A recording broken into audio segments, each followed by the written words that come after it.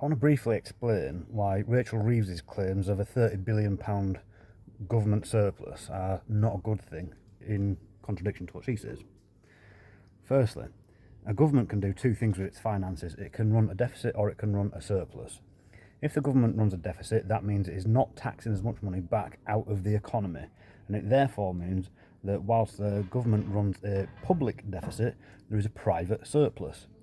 Given that our economy is geared entirely towards funneling money up to the top, that private surplus eventually ends up in the pockets of the 0.1%. It makes the rich richer. Conversely, if the government decides it wants to run a surplus rather than a deficit, that means it is taking more money back out of the economy. And who is it then that owns the private deficit when this happens? It is not the 0.1%, it's not the billionaires.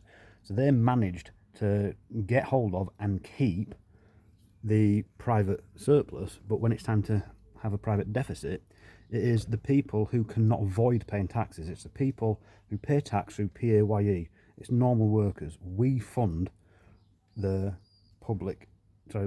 private deficit.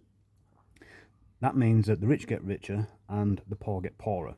And this is at a time when wages are completely stagnant, when the cost of living is becoming unbearable. I mean, there are literally people having to make a decision as to whether or not they can eat or put petrol in the car.